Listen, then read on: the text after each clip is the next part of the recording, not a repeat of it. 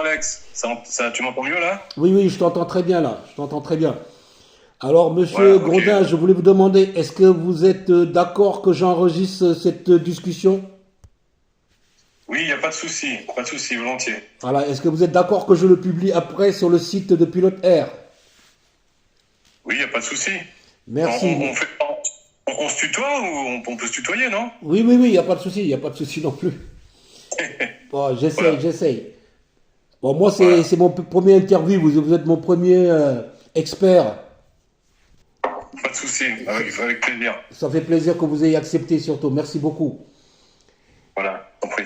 Ok, alors pour commencer, monsieur Vincent, tu as passé plus de 20 ans au cœur de l'exploitation aérienne, côté planification, météo, réglementation et suivi des vols. Aujourd'hui, j'aimerais qu'on fasse le lien entre ce que vous voyez depuis votre CCO et ce que les pilotes, notamment en VFR, ne perçoivent pas toujours. Oui, alors, il y a plusieurs choses à dire. La première chose, c'est que bon, moi, j'ai travaillé, donc essentiellement, j'ai 22 ans de carrière dans l'aviation d'affaires, Mhm. dans une compagnie de jet privé assez connue en Europe qui est basée à l'aéroport de Genève. D'accord. Et là-dedans, j'étais ce qu'on appelle flight dispatcher. Donc moi j'appelle ça l'homme invisible. C'est un métier peu de gens savent ce que c'est. Hein. Les gens confondent souvent avec les contrôleurs aériens. Oui, Et oui, en bien sûr, fait, ouais, ouais, ouais, c'est vrai, on y voilà. pense d'ailleurs. Quand, Euh, quand on entend donc flight voilà. dispatcher, on pense justement à contrôleur aérien. Voilà. Et donc moi j'étais essentiellement là-dedans. Donc moi je vais surtout pouvoir parler puisque quand on est dans un CCO, dans un centre de contrôle des opérations Mhm. ou d'exploitation, en fait, on gère essentiellement du trafic IFR. Hein, on gère des vols, on fait la préparation des vols, le suivi des vols, etc. On brief les pilotes, on est comment dirais-je, le prolongement du pilote. Hein, on est son assistant en fait. Hein, on est en liaison avec lui lors du briefing, en vol. Les pilotes nous appellent pour avoir des éclaircissements sur telle ou telle chose ou pour nous signaler un incident puis nous demander un petit peu des scénarios qui pourraient être envisagés en cas de déroutement par exemple. Oui, oui, Et c'est oui. vrai que c'est essentiellement du vol IFR. Hein, donc voilà. Ma seule expérience VFR que j'ai à mon actif, c'est que bon, il y a 30 ans en arrière, j'ai fait de l'ULM. J'ai beaucoup aimé ça. J'ai arrêté pour des raisons familiales et financières, comme beaucoup de gens. Et puis j'ai également pas mal volé avec des amis, mais j'appelle ça voler au noir, puisque quand t'as un ami qui pilote dans un aéroclub et puis que tu sais déjà quand même comment se pilote un avion, Mhm. et ben généralement tu vas avec la personne et puis elle fait la radio, les procédures et puis elle te laisse piloter l'avion. De toute façon, elle peut le rattraper à n'importe quel moment. Et donc ce qui explique que j'ai quand même une expérience du pilotage. J'ai également, parce que je suis un grand fan de simulation de vol, donc j'ai beaucoup pratiqué, je continue de pratiquer du simulateur de vol, donc soit chez moi sur PC, soit j'ai un ami là qui a un home sim de 737 NG, donc à un quart d'heure de chez moi, juste à côté de Genève, donc côté suisse. Et D'accord. on vole une fois par semaine, donc on fait vraiment, on est vraiment, comment dirais-je, très sur les procédures, etc. Hein, donc comme les vrais, hein. Et puis on vole de temps en temps aussi en réseau. Et puis Mhm. le cockpit c'est vraiment un très très beau home cockpit, vraiment très très réaliste avec le retour de force, avec tout ça. Et puis j'ai aussi également fait du simulateur professionnel. Moi, dans mon activité de formateur des dispatchers, formateur des personnels au sol, j'ai travaillé dans des écoles d'aviation et on a eu la possibilité à la fin du cours d'avoir accès aux simulateurs donc professionnels, hein, donc qui sont articulés, ce qu'on appelle les Voldy. Il y Oui, avait oui, du oui. Airbus, il y avait du Boeing.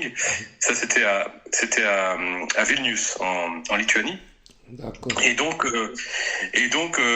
j'ai pu également piloter et j'ai pu voir que je me débrouillais quand même pas mal pour quelqu'un qui n'a pas de licence de pilote. Et si tu veux, pour revenir peut-être à la question sur qui je suis, j'ai toujours rêvé d'être pilote depuis gamin. D'accord. Ça n'a pas été possible pour diverses raisons. Et je me suis dit, écoute, c'est pas grave, je suis quand même passionné d'aviation, je resterai Dans dans la le famille, milieu. dans la famille.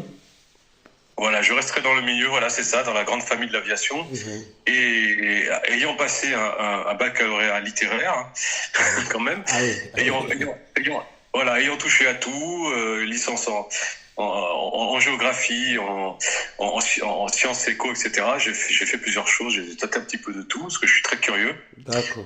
donc très très basé culture générale. Mais à côté, il y a toujours cette passion de l'aviation, je me suis toujours tenu au courant. Et quand j'en ai eu la possibilité, j'ai commencé à travailler dans l'aérien. À l'époque, en Suisse, il y a une trentaine d'années, tu pouvais commencer, et même une quarantaine d'années maintenant, tu pouvais commencer juste en ayant un niveau bac et puis l'anglais courant et puis des bonnes connaissances. Et puis j'ai appris sur le tas. Et ce qui fait qu'en fin de carrière, j'ai été dispatcher, j'étais chef d'équipe, j'ai été superviseur, j'ai été également en charge du bureau d'études de faisabilité opérationnelle du CCO, là où j'étais. Et donc, on m'a envoyé un petit peu en mission. J'ai été en mission au Brésil une fois pour organiser une opération de jet privé dans un petit aéroport où j'avais tout organisé sur place parce que je parle également portugais courant, ce qui fait que ça m'a permis ma compagnie m'a envoyé pour superviser une opération, faire une audit de l'aéroport, faire un briefing compagnie, etc. Donc voilà, en partant d'un bac littéraire, j'ai terminé par quand même des compétences très très techniques dans l'aéronautique, dans l'exploitation, sachant que les connaissances qu'on demande à un flight dispatcher, ce sont les mêmes matières que la licence de pilote de ligne théorique. D'accord. Et ce sont les matières que moi j'enseigne parce que j'ai deux volets. Donc un volet formateur où je vais enseigner en tant que freelance, instructeur freelance dans des écoles d'aviation un peu partout dans le monde. Je me déplace beaucoup. J'ai également produit des modules de e-learning pour des clients. Là, je suis en train de repréparer une solution e-learning différente avec l'IA, etc. Et puis, j'ai aussi un rôle de consultant et actuellement, je suis consultant pour une grosse entreprise aéronautique qui m'envoie auprès de clients en Afrique de l'Ouest pour améliorer leurs procédures de travail et se rapprocher des standards européens. Donc voilà, je travaille beaucoup. J'aime beaucoup également la coopération avec les pays d'Afrique. Moi-même, je suis réunionnais d'origine, donc pour moi, l'Afrique, c'est mon continent, hein, c'est le continent le plus proche. D'accord, d'accord. Et puis donc moitié réunionnais, moitié suisse, hein, ce qui fait que ça fait pas mal d'adaptabilité, on va dire, aux différentes cultures. Oui, oui, oui, oui, c'est bien, c'est bien, c'est bien. C'est justement ça, Voilà. ça crée la richesse. Voilà, et j'aime beaucoup cette idée si tu veux, de coopérer.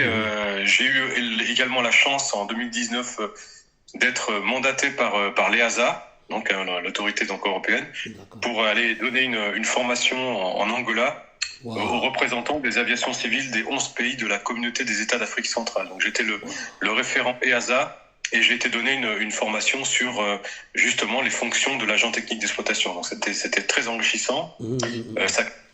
Ça crée également des liens puisque j'ai maintenant des liens avec Oui, pas mal humainement, oui. Voilà, d'officiels, etc. Donc j'ai des liens en Afrique centrale, j'ai des liens en Afrique de l'Ouest où je vais assez régulièrement. Et puis voilà, donc j'aime beaucoup cette idée de coopération. Voilà, je sais pas si bon là je m'éloigne peut-être un peu du sujet. Je sais que tu es peut-être plus orienté VFR. À ce propos, alors, je m'excuse, hein, je veux pas monopoliser non plus le micro, mais à ce propos, sache que dans mes activités de bénévolat, j'enseigne, je donne des cours de préparation au BIA pour les élèves à partir de la 3e. D'accord. Dans le cadre d'une association que nous avons ici en Haute-Savoie qui s'appelle les Ailes Anciennes de Haute-Savoie, où nous avons 3 avions de chasse, et bientôt un 4e, bientôt un hélicoptère, et on est en train donc on les restaure, soit pour en faire des pièces de musée, soit pour il y en a un en tout cas qui est restauré pour revoler, c'est le Fouga Magister de 1957. Lui, il est restauré pour reprendre les airs. On n'a pas de date parce qu'on est une association, donc on fonctionne avec nos petits moyens. Dans le cadre de cette association, on a plusieurs activités, plusieurs branches, et moi, je suis le responsable pédagogique de la branche des cours BIA. Donc, dans le cadre des cours BIA, on enseigne l'initiation aéronautique aux élèves. Donc, on est à fond aussi dans tout ce qui est VFR, naturellement. Normalement. Et puis, voilà, et donc, je sais pas si j'ai pas trop dévié, Alex. Non, ça va. Écoutez, L'important, c'était que tu nous parles un peu de toi. Et puis, bon, Voilà. ben, ce que tu fais est très, très intéressant. C'est juste que on ne savait pas si c'était VFR ou IFR. Donc, maintenant, on est fixé. Bon, on va aller plus, on va aller plus vers l'IFR, quoi. Mais bon, on sait que quand même que tu as un enseignement plus ou moins. Tu as un truc général, de toute façon. Tu as un truc Voilà, général donc parce que tu as touché un peu à tout, en fait.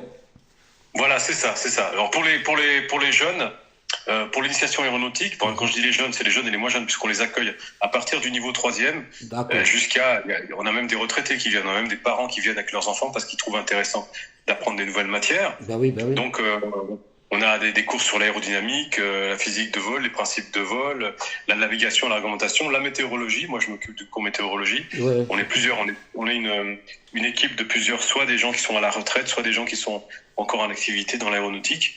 Et donc, on partage notre passion bénévolement, naturellement, bien, c'est associatif, avec les jeunes et les moins jeunes.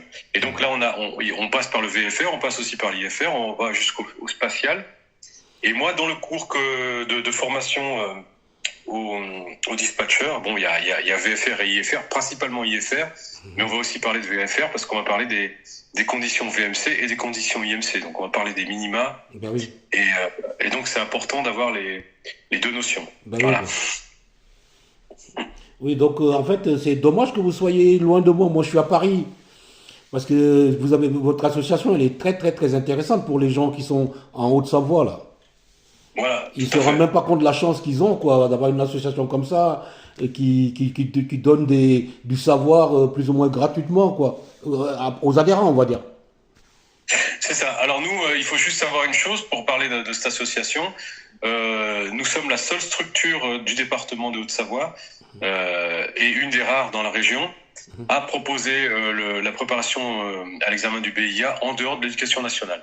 Dans notre région, on a très très peu d'établissements scolaires, collèges ou lycées, qui proposent ça, le BIA, et il y en a peut-être 4 ou 5 sur tout le département. Et encore, il faut vraiment aller le tirer leur tirer les verres du nez pour qu'ils le fassent. Ils sont pas Mais sinon tu peux nous super parler, super. c'est quoi exactement le VIA s'il te plaît Le Vincent? BIA. Oui, le Alors VIA, c'est le le brevet? BIA, c'est le brevet d'initiation aéronautique. Tu trouves ça sur Internet. C'est un brevet d'État Oui. officiel Mhm. délivré par l'Éducation nationale sous le couvert également de la DGAC. D'accord. Et c'est un diplôme national, hein, un peu comme n'importe quel autre diplôme. Mhm. Et ça permet de sanctionner, on va dire, une connaissance, un socle de connaissances générales sur l'aéronautique. Donc, D'accord.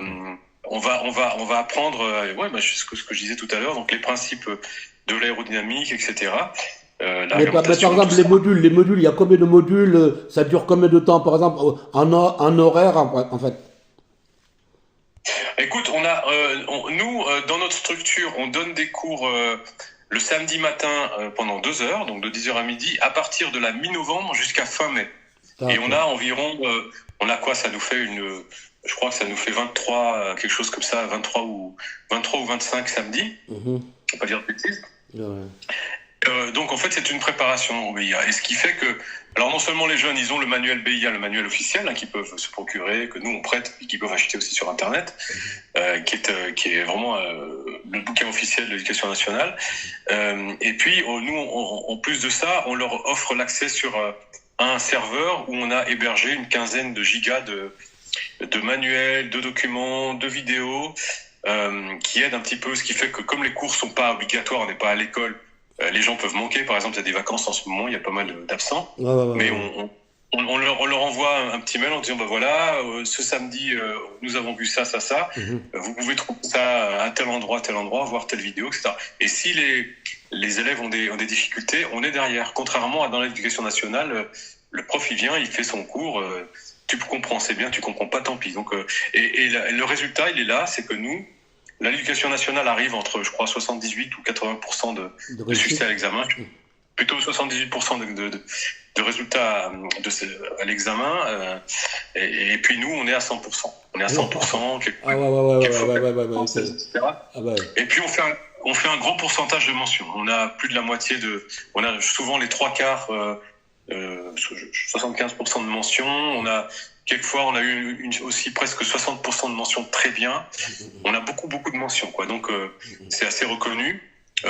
Si tu veux, donc après en off, je pourrais t'envoyer des liens sur des articles qui ont été faits, etc., qui parlent de tout ça. Merci. Et effectivement, et voilà, nous on le fait. Alors comme je le disais, donc c'est des cours qui sont gratuits. Il faut juste, comme c'est une formation, on va dire entre guillemets interne à l'association, on demande juste de prendre une adhésion, une cotisation annuelle à l'association, qui n'est pas très élevée, puisque pour un jeune c'est 80 € pour l'année, et puis pour un adulte c'est 95 € pour l'année. Donc voilà, c'est pas grand chose pour des cours de qualité qu'on donne. Oui.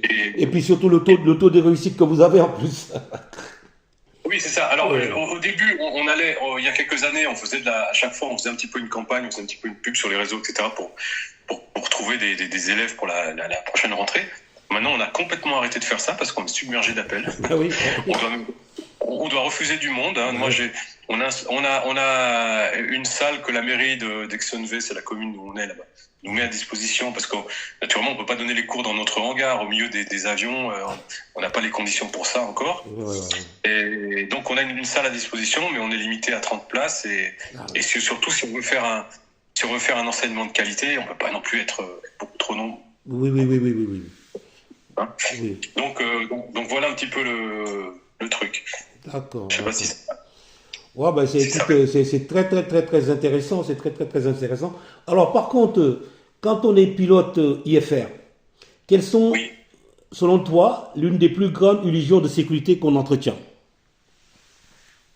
Illusion de sécurité? Oui. Je pense que enfin, je ne vais pas m'avancer trop, mais moi, à mon sens, la plus grande illusion de sécurité que je vois, c'est d'être super confiant dans tout ce qui est le système et de se contenter de monitorer. Il y a un grand précepte en aviation que tu connais certainement, qui est qu'il faut toujours être devant son avion et jamais derrière. Et je suis également un grand passionné de sécurité aérienne. Je suis abonné à plusieurs chaînes qui diffusent justement des documentaires, etc. Je reçois des rapports, je lis souvent les rapports du BEA, etc., entre autres. Oui, bien sûr. Et je suis consterné par l'accidentologie qu'on arrive encore à avoir en 2026, alors que on a quand même une industrie qui est une des plus sûres qui existe. Oui. Et puis, on continue malgré ça. Alors, si on parle de l'aviation générale, c'est catastrophique. Je suis un petit peu ce qui se passe, notamment aux États-Unis. Aux États-Unis, j'allais presque dire, il pleut des avions légers pratiquement chaque jour, quoi. Surtout, c'est complètement stupide. Je ne sais pas si toi tu suis un petit peu ce qui se passe, mais les derniers accidents, les préceptes ne sont pas du tout respectés. Voilà. Et je dirais que pour un pilote IFR, il y a ça. Il y a vraiment moi en tant que formateur, en tant qu'enseignant, il y a une chose qui m'inquiète un petit peu pour la génération actuelle, c'est que comme on a quand même beaucoup besoin de pilotes, il y a une tendance pour les jeunes qui se lancent dans PPL, ATPL, CPL, etc. Il y a une tendance au bachotage, c'est-à-dire que une tendance à apprendre par cœur les QCM, bosser uniquement les QCM, etc. et ne pas vraiment comprendre ce qui se passe derrière. Et je pense que cela peut entraîner des difficultés. Je repense notamment, sans jugement aucun, mais je repense notamment au crash du Air France 447 en 2009, où, je veux dire, selon toute vraisemblance, on a vraiment une perte un manque flagrant de connaissance de ce qu'on appelle le good airmanship, donc les bons préceptes en termes de pilotage, qui ont mené à ce que les pilotes ont réussi à mettre l'avion dans une situation complètement irrécupérable, alors que, je veux dire, moi j'ai un ami qui vole aussi sur Airbus, il lui est arrivé le même souci qu'Air France 447 au milieu de la Méditerranée de nuit, où ils ont perdu les vitesses. Son copilote lui a demandé qu'est-ce qu'on fait, et puis lui a dit surtout tu ne touches rien. Ils ont regardé, ils ont dit là le régime moteur il est stable, là tel paramètre il est bon, les ailes sont à plat, l'altitude elle est bonne, la vitesse GPS elle est bonne, on ne touche rien. Ils ont rien touché. On avance au bout de 5 minutes, Au bout de 5 minutes, en moins de 10 minutes, les vitesses sont revenues. Les sondes avaient, Pitot avait géré. Les vitesses sont revenues. Ils ont poursuivi leur vol rapide. Normalement, ils ont rempli donc le CRM, donc le logbook après l'atterrissage, en signalant le problème à la maintenance. Et puis voilà, c'était fait. Ils ont surtout se sont pas amusés à faire comme les pilotes d'Air France, à tirer sur le manche, à cabrer, à ne plus savoir où ils en étaient. Alors je paie à leur âme. Je sais qu'ils étaient dans des situations très difficiles, très stressantes. Ils étaient au milieu du poteau noir. Ils avaient ça bastonnait de partout. Il y avait des alarmes qui criaient dans tous les sens. Et je pense que ça a contribué à voilà. Mais voilà, moi le message que je pourrais passer aux jeunes pilotes, justement, c'est d'entretenir leur capacité et leur talent, skills de pilotage. L'avion léger, le planeur, toutes ces choses-là, ça sauve énormément de choses. Et ne pas se contenter d'être quelqu'un qui va monitorer des systèmes, ce qui est le cas parce qu'actuellement on a des avions qui sont tu prends un A350, c'est magnifique. Le cockpit, c'est un rêve. C'est un rêve. Les systèmes sont tellement bien faits. Il y a une telle redondance, il y a un tel niveau de sécurité. C'est génial. Mais il faut pas juste se contenter de cette technicité-là. Il faut juste également être un humain. Parce que si on continue à juste monitorer, à ne plus avoir nos qualités d'humain, qu'est-ce qui va se passer dans l'avenir? C'est qu'on va dire, bon, écoutez les gars, si vous êtes là juste pour surveiller les trucs, on a l'intelligence artificielle qui est capable de faire les choses mieux. Et du reste, l'A350 a été certifié ils ont fait des tests de vol entièrement automatique, comme tu le sais peut-être. Et puis d'atterrissage, voilà, sans pilote. L'avion, il roule jusqu'à la piste, il décolle automatiquement, il fait le vol, il se pose, il freine, il sort de la piste, il roule, il fait du taxi, il va jusqu'à la gate et il fait tout ça tout seul. Les gars, ils ont fait le test, les mecs, ils ont pas touché, ils avaient les mains prêts à intervenir. Bien sûr. Et puis ils ont laissé faire et c'est absolument. Alors c'est sûr, c'est une technicité, mais il faut pas oublier et les syndicats de pilotes du monde entier se battent pour ça, pour dire on aura toujours besoin de pilotes. L'humain est un élément important. Il y a des situations qui peuvent intervenir en cours de vol qui font qu'à un moment donné, la batterie d'ordinateur va pas forcément reconnaître et va dire moi je comprends pas, j'abandonne. Bah oui, t'abandonnes, sauf que derrière il y a 258 passagers. Et on fait quoi? Et donc là il y a un humain qui va dire bon, je vais appliquer des procédures non standards parce que de mon expérience d'aviateur, d'homme du ciel, je sais que en appliquant ça, je peux peut-être sauver le truc. Et il sauve le truc. Et c'est ce qui s'est passé avec Air Transat lors de la panne moteur au-dessus de l'Atlantique. C'est ce qui s'est passé avec le 767 d'Air Canada en panne sèche dans les années 80 aux États-Unis. Et voilà, c'est des choses comme ça. Donc on aura toujours besoin de l'humain. Moi, j'encourage les jeunes à embrasser vraiment non seulement le métier de pilote, mais tous les métiers de l'aéronautique. Il faut savoir que l'aviation maintenant, elle est en train de se moderniser de plus en plus.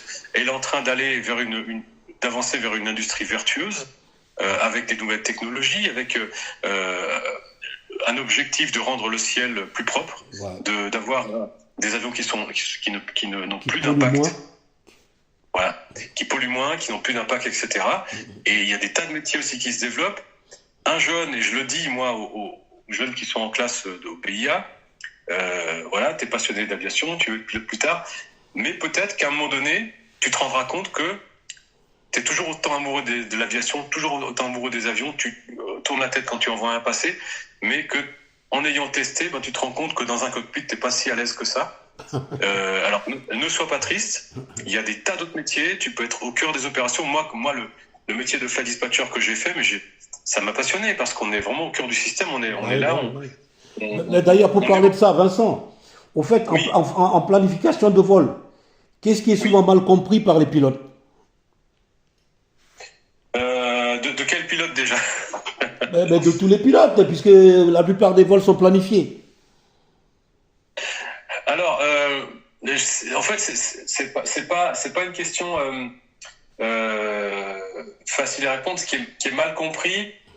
En fait, non, mais il y a des tas de domaines. On peut parler de tas de choses. Par Oui, exemple, ça peut être la météo, ça peut être plein de choses, quoi. alors les pilotes, ils sont suffisamment formés. Ils ont suffisamment de connaissances et en plus ils sont testés régulièrement tous les 6 mois, donc sur simulateur, etc. pour les pilotes de ligne. Donc ils sont suffisamment formés à ce niveau-là. Je dirais ce qui peut être mal compris. Tu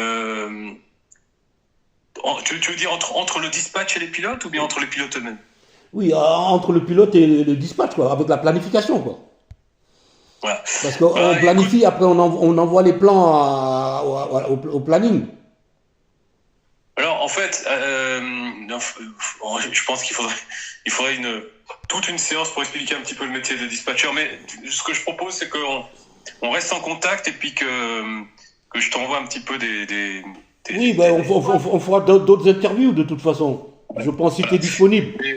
Parce que je pense que tu as plein de choses, tu as plein d'anecdotes, et puis même il y a des anecdotes que tu pourrais nous raconter. Bon, là, par exemple, je vais passer à ma question suivante, si tu veux bien.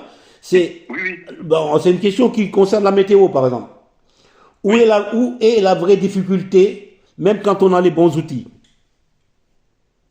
La vraie difficulté, c'est la pression qu'il peut y avoir quand on est un pilote VFR et qu'on part. Et ça, c'est vraiment une grosse cause d'accidentologie. Oui. C'est de vouloir à tout prix faire le vol. C'est-à-dire que j'ai des amis qui viennent me solliciter ou me payer pour faire un petit vol comme ça d'aéroclub par une belle journée, etc. Machin. Et ils ont prévu de faire ça, ou alors qui doivent se rendre sur un petit monomoteur ou mon petit bimoteur. Et on est ici, par exemple, on est sur la région lyonnaise. Et ils veulent aller dans le sud-ouest. Ils ont un séminaire ou un week-end ou un truc, quelque chose qui est prévu. Le truc est prévu d'une date. Et puis, dernier moment, les conditions sont pas top. Et quand on dit pas top, quelquefois, il peut y avoir des dégradations en route, etc. Et le pilote, il a un petit peu la pression parce que les passagers lui disent écoute, non, mais nous, on a prévu ça de longue date, machin, on n'a pas d'autre plan B pour y aller. Il n'y a pas la ligne pour aller là où on va, et puis, etc., etc. C'est trop long en voiture. Et le gars se met de la pression. Il dit écoute, il y a un moment donné, c'est peut-être un peu marginal sur la route au niveau météo, mais on peut contourner. Voilà, on y va quand même. T'arrives, tu t'espères contourner, tu peux pas, machin. À un moment donné, comme tu es juste pilote VFR, tu te retrouves malencontreusement tout d'un coup dans le blanc, dans les nuages, qui n'était pas prévu. Tu as une perte immédiate de toutes les puissances, de toutes les une perte de repère, et puis tu finis au sol parce que dès que tu sors du nuage, au niveau sensoriel, on se rend pas compte. Les pitot, tout ça, ils sont bloqués, voilà quoi. Non, mais la désorientation spatiale, c'est-à-dire que quand on est formé pour voler VFR, on n'est pas formé pour voler aux instruments, et on a très très vite une désorientation spatiale. Ce qu'on peut ressentir dans le corps ne correspond pas à la réalité. Tu peux tout à fait ne pas te rendre compte que tu es passé sur le dos.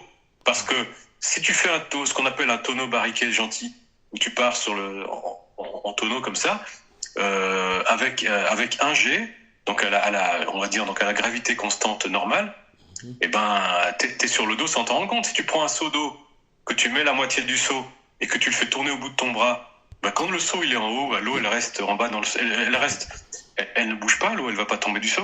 Tu vois, parce que tu exerces une pression qui est toujours la même. Et là, c'est ce qui se passe. Il y a eu des tas d'accidents comme ça. Il y a le fameux journaliste Gérard Leclerc, le frère de Julien Clerc, qui est, je crois que c'était il y a 2 ans, 3 ans en arrière. Il est mort pareil de manière stupide. Il allait avec son petit avion rejoindre son frère Julien, qui donnait un concert là, du côté de Saint-Nazaire ou Nantes, je sais pas quoi, partie de la région centre de la France. Et puis ils étaient au-dessus de la Loire, il avait ses passagers à bord, et puis le temps était, la visibilité était en train de baisser, et tout d'un coup il s'est retrouvé dans le nuage, et puis ils ont fini dans la Loire et tout le monde était mort. Alors que là il avait encore le temps de dire tant pis, on fait demi-tour, ou on se pose à tel endroit, puis on continue par la route. On pourra pas poursuivre. Alors ça, c'est la grosse difficulté quand on est pilote VFR, quand on est pilote pilote IFR. Y a la difficulté, c'est aussi cette pression de vouloir absolument atterrir. Par exemple, il y a eu des tas d'accidents qui se sont passés parce qu'il y a ce qu'on appelle le phénomène de tunnelisation. C'est-à-dire que quand on arrive, on a fait quatre secteurs dans la journée, on est à la fin de la journée, les conditions sont dégradées, etc. Machin. On arrive, il faut absolument poser. On arrive aussi bientôt en butée de nos heures. On veut rentrer à la maison, et puis tout d'un coup, tu as des conditions terribles sur l'aéroport de la destination finale, et t'as pas envie de procéder au dégagement, parce que c'est quelque chose qui est obligatoire dans tout plan de vol. Il y a un ou plusieurs aéroports de dégagement, et puis on s'obstine à vouloir poser l'avion, et ça se termine en catastrophe. Donc il y a des tas d'éléments comme ça, des tas d'événements. Donc je dirais, pour résumer, c'est la pression, soit que le pilote se met lui-même, soit que le client, notamment le client privé, quand on parle de l'aviation d'affaires, les jets privés, peut mettre sur le pilote en disant, écoute, moi je paye, je suis le patron, tu y vas. Voilà. On y va. Quand je dis on y va, quoi. Au niveau, il y a 2 semaines, tu as entendu ce crash qu'il y a eu aux États-Unis d'un Challenger là qui s'est crashé au décollage, non? Non, j'ai plutôt entendu un avion qui s'était posé tout seul parce que le pilote il a eu un accident cardiaque. Non, ça c'était faux. C'est un truc que je viens de lire sur Mentor Aviation. Là, en fait, les gars, ils ont fait un test. Ils ont testé lui. Alors, l'avion s'est posé tout seul, certes. Mais c'est un test qu'ils ont fait, les gars. Ah oui, d'accord. Donc, c'est-à-dire que le mec, il n'était pas vraiment en crise, quoi. Non, ils ont voulu tester le système. Donc, ils ont appuyé sur le bouton, et puis l'avion a fait c'est un nouveau système qui existe. Mais non, ce qui s'est passé, si j'ai 30 secondes, si tu me laisses le raconter, je sais pas. Alors voilà. On était, je sais plus sur quel terrain aux États-Unis. Tu sais qu'il y a dernièrement, il y a eu des conditions hivernales assez terribles. Oui. Et on avait un avion d'affaires, un bombardier Challenger 650 qui avait fait, donc comme la plupart des avions ce jour-là, sa procédure de dégivrage. Donc il y a toute une procédure avec un premier fluide, ensuite un deuxième. Et quand on fait le deuxième traitement, on compte 30 minutes pour décoller. Sinon, il faut revenir à la gate parce que ça regèle. Ouais, ça pas pris. Et voilà, il a fait ça. Tous les autres avions ont fait ça. L'avion de ligne qui était juste avant lui, qui avait fait aussi tout son dégivrage et tout, il arrive à l'alignement en bout de piste, et puis il fait demi-tour, et sur la fréquence, il dit, bon les gars, là, au seuil de piste, il y a tout d'un coup une grosse pluie verglaçante qu'on a reçue dessus, ce qui fait que malgré le traitement qu'on vient de faire sur le de-icing, moi je décolle pas comme ça, je rentre au terminal, parce que je peux pas voler, c'est trop dangereux. Ouais, je préfère la sécurité avant tout, quoi. Et puis quelques minutes après, tu as l'avion d'affaires qui s'aligne, qui décolle. D'accord. Il s'aligne, il décolle, à peine il est en l'air, il passe, il capote sur l'aile, il s'écrase sur le dos, il brûle, tout le monde est mort. Oh non de Dieu. Le gars, il a entendu ça.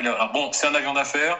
Je sais pas ce qui s'est dit à bord. Je sais pas si le client était à bord ou si c'était un vol à vide, mais en tout cas, il y a de fortes chances qu'il y ait une pression derrière. Bien sûr. Alors là, l'homme d'affaires, il a un meeting à tel endroit, il peut pas annuler. Et voilà. Et ça, c'est donc à chaque fois qu'il y a une pression, on est à l'avant de problèmes, et notamment quand on parle de la météo. Donc c'est pour ça que il faut jamais, et je parle aux jeunes pilotes qui volent sur ULM, donc aviation ultra-légère ou aviation générale en aéroclub. Moi, ça m'est arrivé avec un ami, une belle journée de beau temps, comme ça, on avait planifié de partir voler, et puis on arrive à l'aéroclub, et puis le copain me dit, écoute, ou alors il m'appelle juste avant que je parte, et il me dit, écoute Vincent, malheureusement, on va annuler le vol. Et j'ai dit, pourquoi? Il me dit, on n'a pas les conditions. Et moi, je regarde dehors, je dis, mais attends, il fait le grand bleu, etc. Il me dit, oui, mais bon, tu vois, on est en région alpine. Ouais. Sur les Alpes, il y a des conditions, il y a des rabattants, des rotors, etc. Ce qui fait que le tour de sightseeing qu'on avait prévu de faire sur les Alpes, si on y va avec les conditions qu'il y a, même s'il y a le beau ciel bleu, etc., eh bien, on risque de se prendre des rabattants. On n'a pas la puissance nécessaire avec ce petit avion pour se sortir de là et puis on finira au tapis.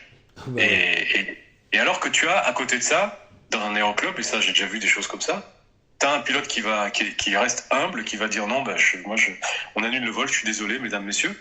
Et puis, à côté, t'as un espèce de pilote cow-boy qui passe, qui dit, écoutez pas cette mauviette, venez, je vous emmène, ça va bien se passer. Et puis, là, ça se passe mal. Donc, je dirais, il faut toujours rester humble. On a beau avoir, et surtout les jeunes d'aujourd'hui, on a beau avoir les meilleurs systèmes qui existent, on est quand même face à un environnement auprès duquel on est insignifiant. Et on sait très bien que les altérations qu'il y a au niveau climatique, on a quelquefois des phénomènes qui arrivent subitement, des phénomènes qu'on n'avait jamais forcément vus avant. Donc il faut être très très attentif à ça, et il faut toujours anticiper et rester humble. Moi je dirais, en anticipant, en restant humble et en entretenant des bonnes notions de pilotage, là je pense qu'on est parti sur une bonne base, tu vois. D'accord. Sinon, alors, à quel moment, vu toujours du CCO, tu sais qu'un vol va devenir compliqué même avant le décollage? Il y a des tas de facteurs pour ça. C'est compliqué à dire.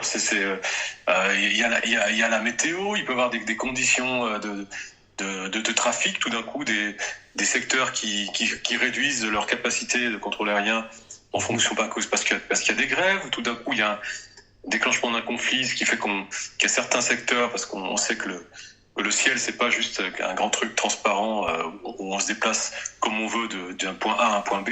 Il y a des blocs, des blocs d'espace réglementés. On peut pas faire n'importe quoi. Et puis, il peut y avoir un facteur comme ça. Tout d'un coup, une partie d'un secteur qui est fermé, ou un métaux qui se dégrade. Tout d'un coup, une visite du président des États-Unis, avec tout, il ferme tout l'espace aérien, machin, ou j'en sais rien. On peut y avoir des soucis aussi avec du chargement, avec des passagers, avec des équipements dont on avait besoin qui sont pas disponibles. Ça arrive de temps en temps. Moi, qui suis souvent avec l'Afrique, je vois mes clients régulièrement.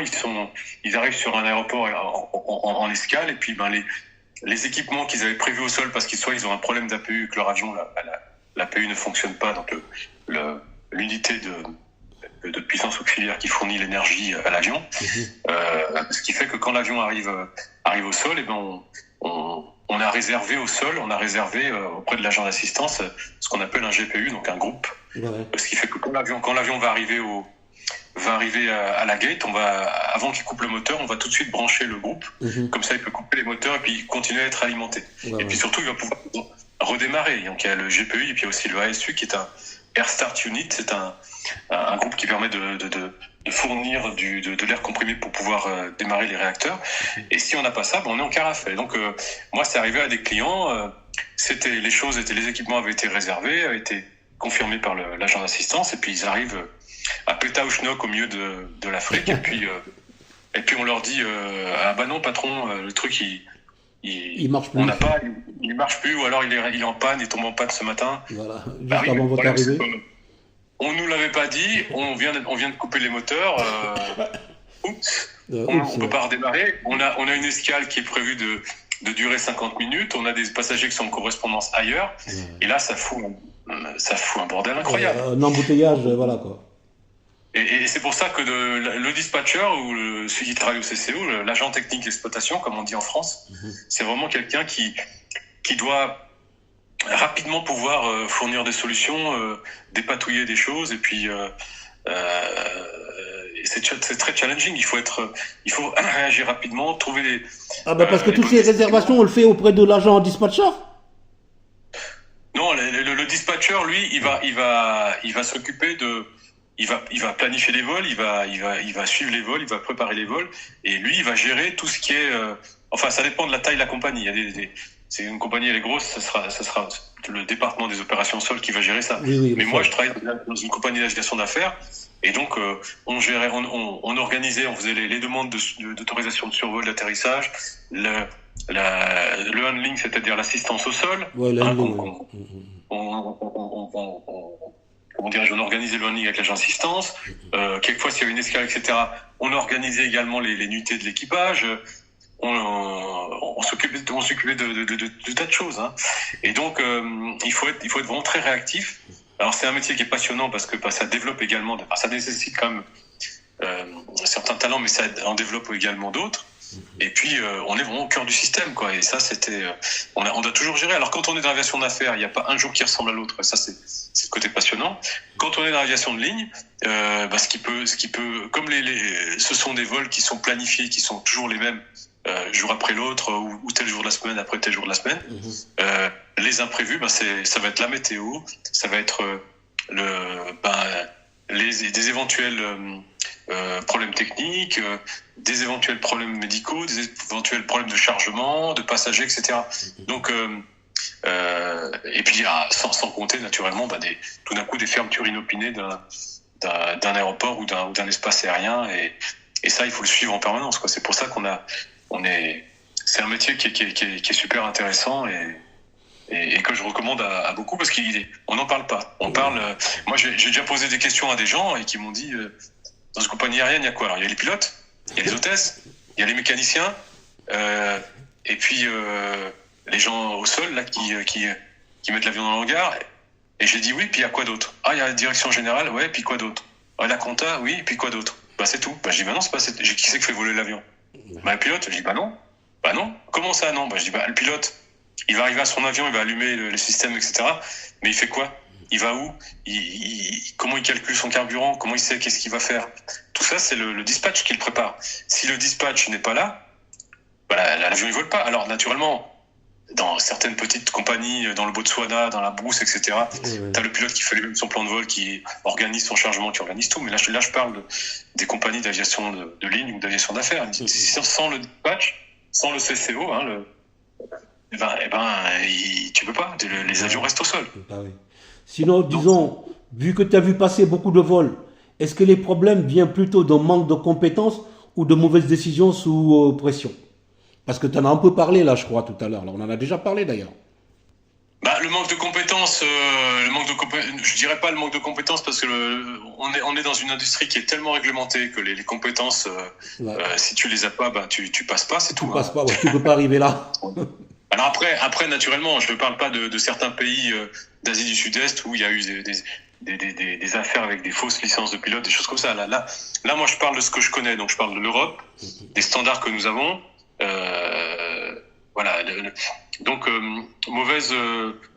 Donc manque de capacité, non, mais bon, je dirais des mauvaises décisions, des décisions un petit peu trop hâtives. Et un truc qui est très très important, c'est ce qu'on appelle le CRM, ce sont les relations humaines au sein du cockpit. Ça, on a beaucoup travaillé là-dessus depuis des années, suite notamment à des accidents, parce qu'on apprend toujours des accidents. Et là, actuellement, on arrive dans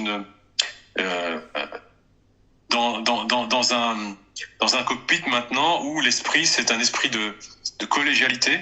C'est-à-dire, il n'y a pas le commandant, le grand chef à bord, 4 gallons, moi je sais tout, toi, petit copilote, ferme ta gueule et puis t'as rien à dire. Ça, c'était le passé. Maintenant, c'est très très, il y a des échanges, etc. Et j'ai encore vu dernièrement, je suis un grand fan également, un grand friand ce qu'on appelle les cockpits vidéo là. Donc il y a des sites comme ça, comme Airclips ou Just Planes, enfin voilà. Et je voyais encore dernièrement une vidéo très très intéressante, un vol complet là de Edelweiss, compagnie suisse basée à Zurich, avec un A340 qui faisait un vol sur il y a un vol sur les Antilles, puis un autre vol là sur je sais plus où. Et puis le commandant, il avait ses 2 copilotes dans le cockpit. C'est ce qu'on appelle un équipage renforcé parce que c'est un long vol. Et il disait surtout, les gars, s'il y a un truc que vous sentez qui est pas bon, qui est pas normal, ou si j'ai fait une connerie, ou si j'ai oublié un truc, vous n'hésitez pas, vous le dites. Et c'est comme ça que ça se passe maintenant. C'est pas monsieur le commandant, est-ce que vous machin, grand chef, grand maître. Non, maintenant c'est collégial, les gens se tutoient, s'appellent par les prénoms, et puis ça n'empêche pas le respect, ça n'enlève pas l'autorité du commandant de bord, mais simplement dans un cas où il y a quelque chose qui joue pas, le copilote peut dire non, mais là, attention, parce que là, il y a ça qui est pas correct. Là, on va, si on prend pas telle action corrective, là, on va finir au tapis, ou il va se passer ça, ou il va se passer ça. Et ça, c'est très bien, parce qu'il y a beaucoup là. Ça, donc, je dirais, cette collégialité, les relations humaines au sein d'un cockpit, très important. Et il y a beaucoup de travail qui est fait là-dessus. Donc, je dirais de manière générale, aujourd'hui, plus que jamais, on a une industrie qui est, en tout cas, tellement réglementée qu'elle devient très très sûre. Et les rares accidents qui arrivent encore, malheureusement, le facteur humain est quand même, il est quand même pour beaucoup. Et donc, c'est pour ça que c'est important de bien travailler sur ce facteur humain, le facteur relationnel, et puis voilà, quoi. C'est vrai que je vois pas d'autre chose, quoi. Vraiment, franchement, le facteur humain est très important. Facteur humain. D'accord. Donc pour toi, on va dire c'est plutôt de mauvaises décisions sous pression, quoi.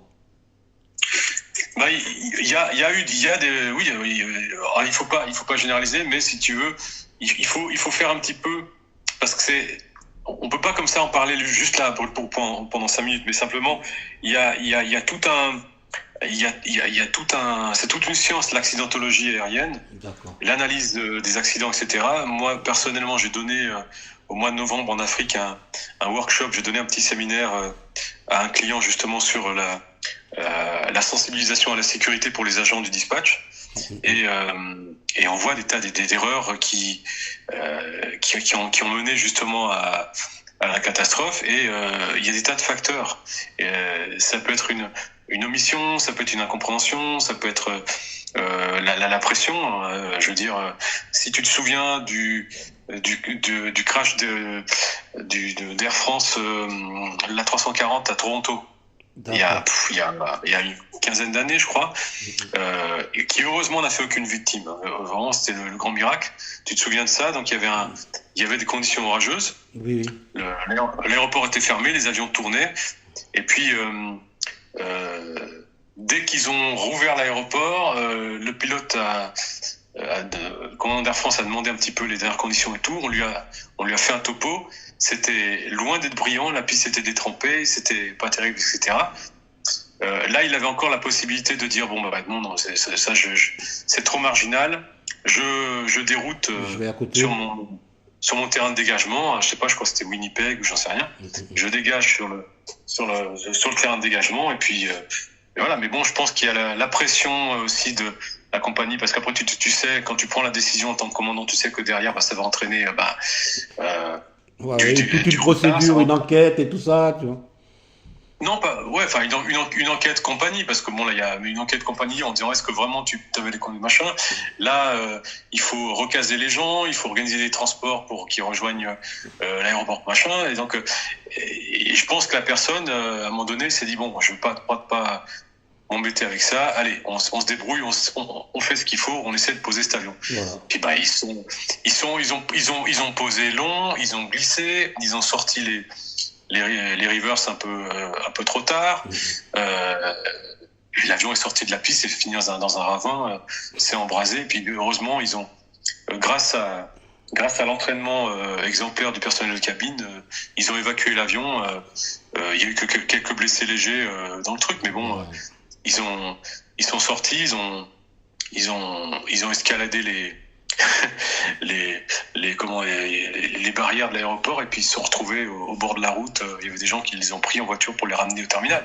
Donc c'était quelque chose de... Mais là pareil, dans un cas comme ça, quand on a tout analysé, si on regarde, encore une fois, moi je veux pas raconter des salades et des sornettes aux gens, je veux pas qu'on prenne tout ce que je dis comme argent comptant. Je veux juste que les gens aillent se renseigner, lisez les rapports.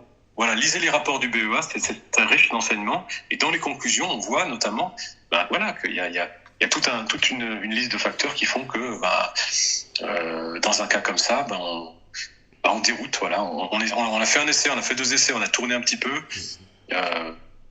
Le carburant, il commence un petit peu comme à se consommer, même si on a les minimums légaux qu'il faut, les réserves minimales. On procède sur le dégagement, puis on y va. Voilà, c'est des choses comme ça. Mais c'est vrai que on pourrait en parler des heures parce qu'il y a des tas d'exemples comme ça. Ouais, j'ai une autre question pour toi, Vincent, si tu permets. Merci beaucoup, Oui, merci beaucoup. Tu as un bon flow, trop intéressant, quoi. On pourrait passer là des jours à t'écouter, tu vois. Alors, pour toi, quelle est la pression la plus dangereuse selon toi? Le temps, la météo, l'ego, le contexte pro ou perso? Je dirais c'est un petit peu un mélange de tout ça. Ah, Il n'y a pas de hiérarchisation parce que moi je lis tellement de rapports dans l'accidentologie aérienne, il n'y a pas de hiérarchisation. L'ego, je pense que c'est un truc super dangereux. Il faut mettre l'ego de côté. D'abord, si on veut être un bon pilote, je pense qu'il faut commencer par ça. Si on veut être un bon pilote, si tu veux être un bon pilote, mets ton ego de côté parce que tu vas pas faire une longue carrière, tu finiras entre quatre planches. Il faut pas. Non mais l'ego, franchement, ça commence avec le cow-boy d'aéroclub qui dit ouais j'ai déjà vu ça, ne t'inquiète pas. Et puis ça finit avec le gars qui dit au copilote ferme ta gueule, moi j'ai 15 000 heures, toi t'en as 1500. Et puis voilà, donc c'est ce genre de choses. L'ego, on pourrait mettre ça en premier peut-être, effectivement. Mais après, pour le reste, c'est un petit peu un mélange de tout ça. Ouais. Bon alors mon avant-dernière question. C'est la réglementation et la réalité terrain. Beaucoup de pilotes voient la réglementation comme une contrainte. Vu ton expérience ESA, qu'est-ce qu'elle protège vraiment et qu'est-ce qu'on oublie souvent? La réglementation, alors il est vrai, il faut reconnaître, la réglementation européenne est très stricte. Elle est voulue comme ça parce qu'on a, c'est le système de la Commission européenne, c'est très très compliqué. On sait qu'en Europe, on légifère beaucoup. On sait qu'en France, on est dans un pays, je crois que le pays où il y a le plus de règlements au monde. Enfin, c'est un truc de fou, plus de lois. Mais c'est pas fait pour rien. Cette réglementation, correctement appliquée, elle va dans le sens de la sécurité. Ça, il faut le reconnaître. Et attends, la deuxième partie de ta question, c'était quoi? C'est-à-dire que, vu ton expérience, qu'est-ce qu'elle protège vraiment? Et qu'est-ce qu'on oublie souvent? Qu'est-ce qu'elle protège vraiment? Oui, et qu'est-ce qu'on oublie souvent? Qu'est-ce qu'on oublie souvent? Par rapport à la réalité terrain, la réglementation et la réalité terrain, en fait. Alors, la réglementation et c'est vrai que la réalité terrain, c'est une chose. La réglementation en est une autre. Voilà. Quelquefois, il y a un arbitrage à faire avec ce qu'on appelle le bon sens. C'est-à-dire que quand on dit la réglementation, elle va être, c'est un petit peu comme une cascade, comme une rivière. Elle va couler, elle va remplir différentes petites choses. Et la réglementation, elle va arriver. Donc elle passe par les institutions, par les autorités. Elle commence par l'OACI, ensuite en Europe, elle va passer par l'EASA. Après, elle va être transcrite dans les réglementations nationales, etc. Et puis ensuite dans les compagnies, par les réglementations compagnies qui sont approuvées par l'aviation civile. Et dans ces réglementations compagnies, dans les cockpits notamment, on a ce qu'on appelle les SOP. Les SOP, les Standard Operating Procedures, sont des procédures qu'on applique dans un cockpit et qu'il faut suivre pour rester dans le cadre, dans les rails au niveau sécurité. Ça, c'est très. Mais il peut y arriver, ce que je disais tout à l'heure, certains cas complètement inattendus ou rarement vus, etc., où si tu suis le SOP dans ton cockpit, il va pas te résoudre le problème. Et avec ton good airmanship, tu dis attends, là cette procédure-là, je vais la mettre de côté, je vais plutôt appliquer ça, parce que ça me semble quand même plus plus du bon sens, parce que ça n'a pas été prévu par le constructeur, tel cas de figure. Et là, tu peux sauver les meubles. Il faut se souvenir également de ce qui s'était passé avec l'incident sur l'A380 de Qantas, qui faisait le vol entre Singapour et puis Sydney, je crois, et où il y a eu tout d'un coup un disque de compresseur qui a éclaté, puis qui a fait péter le moteur, qui est passé à travers la nacelle, passé à travers l'aile, etc. Et dans le cockpit, le copilote, il a eu une série checklist d'urgence qui s'affichaient, donc c'était sur les systèmes, c'était checklist électronique, etc. Il fallait passer en revue je ne sais pas combien de pages pour résoudre le problème. Et là, on s'est rendu compte que bien sûr la sécurité, bien sûr les procédures, bien sûr, etc. On respecte le truc, on respecte l'ordre, petit A, petit B, petit C. Mais là, il y avait un cas où vraiment le bon sens exigeait de sauter quelques pages et d'aller à l'essentiel. Et c'est la décision qui a été prise par le commandant de bord qui a dit au copilote, écoute, on va faire plutôt comme ça, et qui a permis un atterrissage en toute sécurité. Je crois que c'était à Singapour ou à Kuala Lumpur, je sais plus. Et c'est vrai que voilà, ça protège. Mais on peut pas que se reposer là-dessus. Bien sûr, je suis pas en train de dire qu'il faut pas respecter les SOP. Attention, faut faire dire. Oui. Les SOP, c'est essentiel. Mais j'en reviens peut-être au rôle de l'humain, que j'expliquais tout à l'heure. Là-dedans, c'est qu'on a quand même, on a des capacités qui font que on peut quelquefois sortir un petit peu la tête du cadre et dire voilà. Et ça repose sur les comment dirais-je, les capacités vraiment humaines, l'expérience, la grande expérience souvent, conjuguée aussi avec de l'humilité naturellement, parce qu'on ne va pas aller au-delà des éléments. Mais voilà, ce qu'elle protège, elle protège énormément la réglementation. Oui. Ce qu'elle ne protège pas, peut-être que je sais pas, si je vais être un peu vulgaire, je dirais qu'elle protège pas de la connerie peut-être. Ouais. Non mais en fait, ce qu'on aurait voulu savoir, c'est que pourquoi est-ce que les pilotes ils voient cette réglementation comme une contrainte, quoi?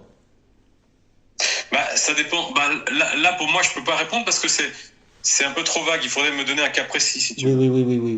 D'accord.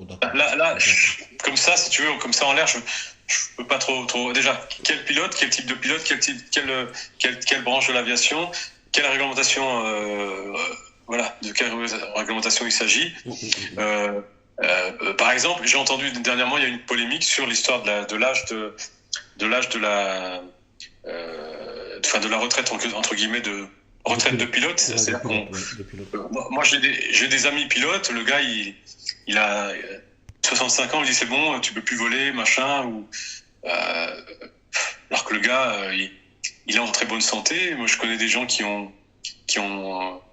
plus de 65 et qui sont des grands sportifs qui s'entretiennent, etc.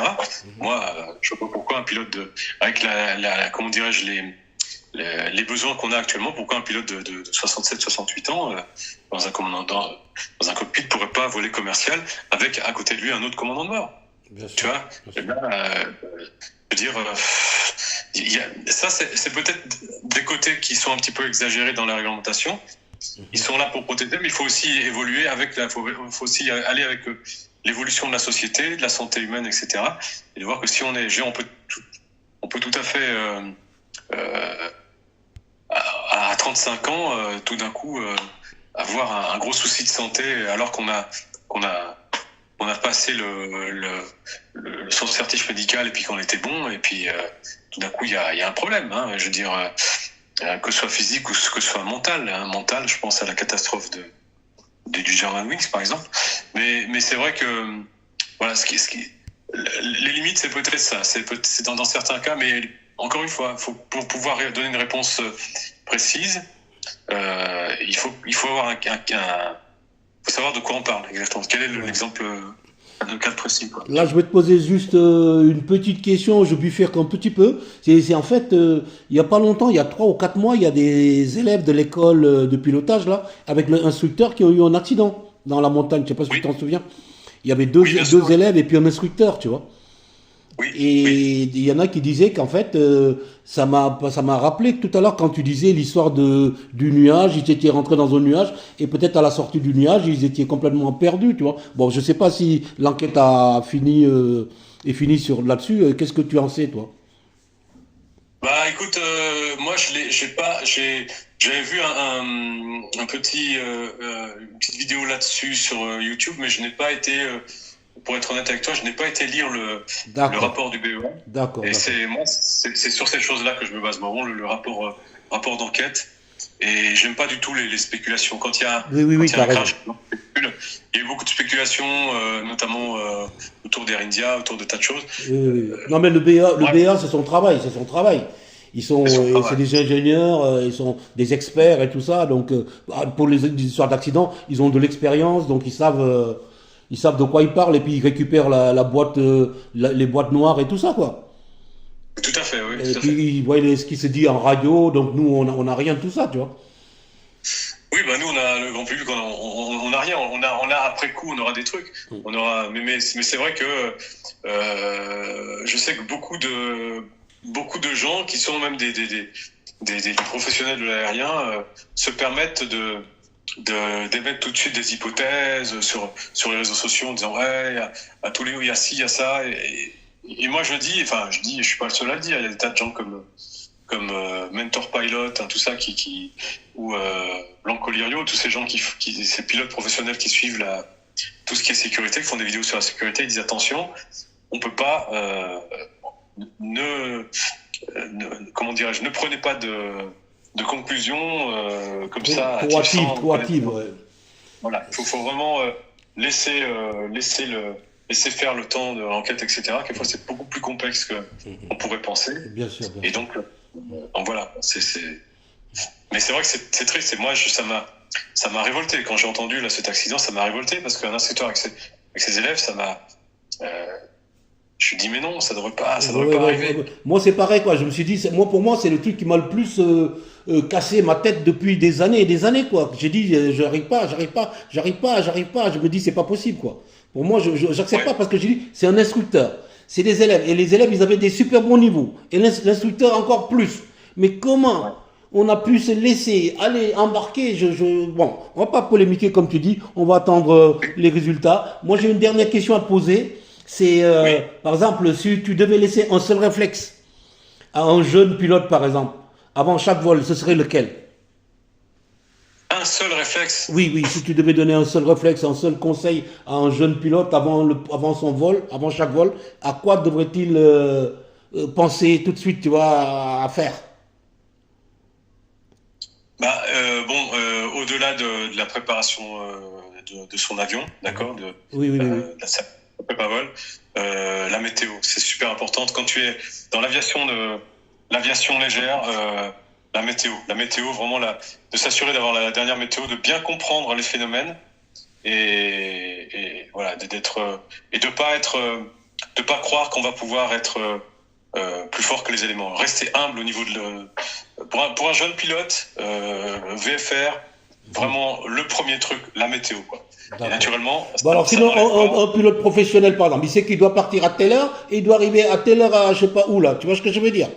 Mais lui, Oui, oui. il est obligé de décoller à l'heure. Parce il a un slot et il doit arriver là-bas dans l'autre pays à telle heure pour pouvoir peut-être revenir. Comment il fait, lui?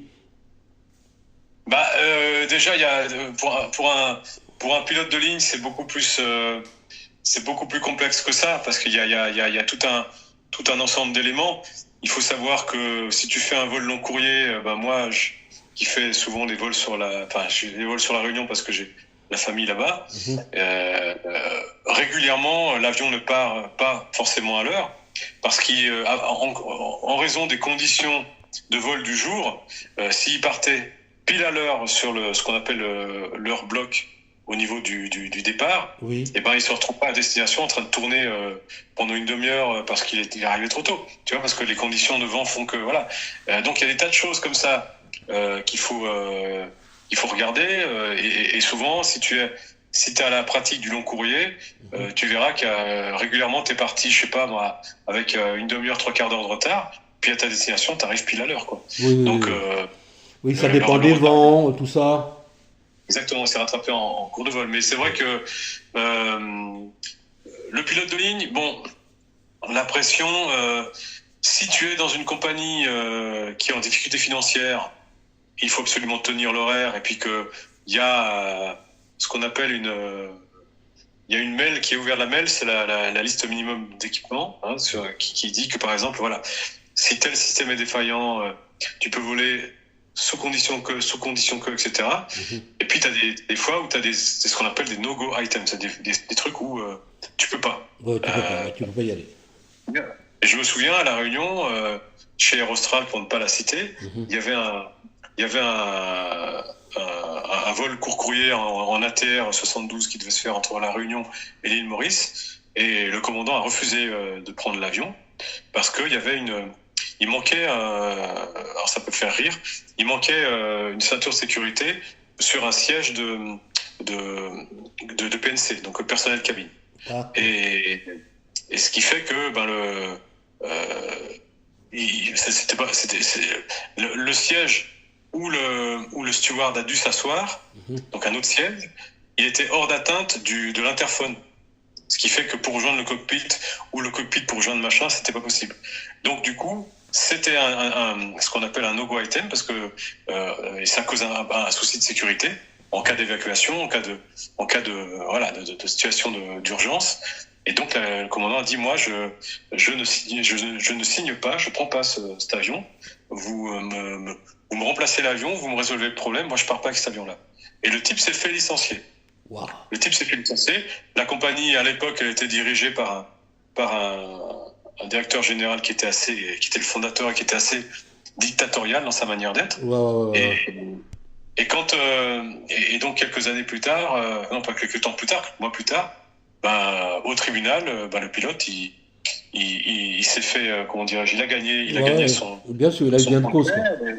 La compagnie s'est fait débouter, ils ont dû être obligés de le réembaucher. Oui. Et voilà. Parce que lui, il a mis la sécurité en avant, alors que son patron, lui, il avait mis le profit en avant. Oui. Alors qu'un autre pilote, il aurait dit ouais, c'est bon, on va pas s'emmerder pour une ceinture de sécurité, on y va. Tu vois, on y va, c'est un petit vol, c'est une demi-heure de vol, peut-être 40 minutes de vol. Qu'est-ce qu'on en a à faire d'une ceinture de sécurité pour un PNC qui est pas opérant? Oui, mais bon, voilà. Et c'est vrai que voilà, c'est ce genre de cas aussi qui peut exister. Il y en a eu plein comme ça. Si on commence à fouiller, il y a des trucs assez incroyables. Mais bon, mais voilà quoi. Eh ben Vincent, on arrive au terme de notre interview là.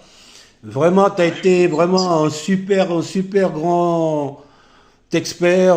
Tu nous as appris plein de choses et puis vraiment, j'espère que tu auras encore le temps de nous raccorder encore une autre interview parce que vraiment, tu as été hyper intéressant quoi. Vraiment, on pourrait passer des heures à t'écouter. C'est juste incroyable comment tu étais un bon conteur, un bon professeur aussi, un bon formateur certainement. Parce que là, moi, j'ai t'écouté avec une oreille d'étudiant, mais on pourrait t'écouter des heures, quoi. Écoute, merci, il n'y a pas de souci. Moi, je suis volontiers disponible quand mon emploi du temps me le permet. Et puis, il n'y a pas de souci. Puis, à l'occasion, j'aimerais bien aussi échanger avec toi de manière privée, en savoir un petit peu plus sur ton parcours et tout ça, qu'on puisse rester en lien. Ok, il n'y a pas de souci, Vincent. Merci beaucoup. Voilà. À bientôt. Merci à toi.